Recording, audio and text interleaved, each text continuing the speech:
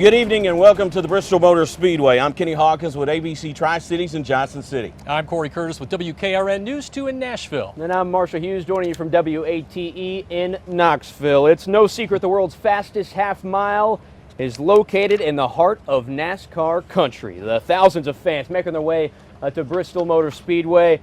High banks each year, but in just 3 days, the roar of Thunder Valley, it won't be filled with drivers revving their engines. No, it's going to be instead a dream of decades in the making. The only time a football game was played at Bristol Motor Speedway was back in 1961, guys, the year John F. Kennedy was president, until now. After the battle at Bristol was announced back in 2013, the focus shifted to making the historic track transformation happen. After hundreds of battlefield builders were faced with a daunting task, tackling one of college football's biggest challenges under 3 weeks. That's right, 3 weeks. As Micah Smith shows us, the big build needed to reach some major milestones in record time. Kevin Harvick finishes his last lap and takes home the win at Bristol Motor Speedway after a one-day rain delay. But just 5 hours later,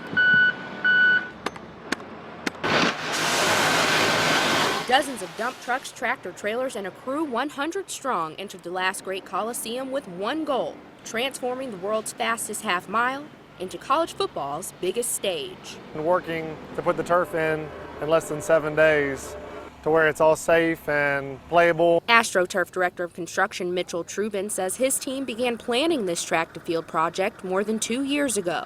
And the tight schedule and layout of the infield made the job seem almost impossible. The underground, it all has over a 3-foot fall in the center. The water coming off the field is easy. How to build that up, it took over 10,000 tons of stone coming in. That's over 450 truckloads. And after the stone came the 1/4-inch thick shock pad across the whole surface. Then finally the actual turf, filled with a sand and rubber mixture. Once that settled, it was time for the Tennessee and Virginia Tech sports surface teams to add their big orange and Chicago maroon accents. You're part of the team, and you don't want to let your fans down, so yeah, you want it to be perfect. Despite a one-day setback in some rainy weather, this project stayed on schedule, and crews officially finished the field 4 days before the big game. But the battle at Bristol may not be the end of this track-to-turf story. How we installed this field and built this field was so that it could be reused and repurposed again. So when the game is over and one team reigns victorious, there's a chance the change from turf to track could become a new Bristol tradition. For the Battle at Bristol pregame, I'm Micah Smith.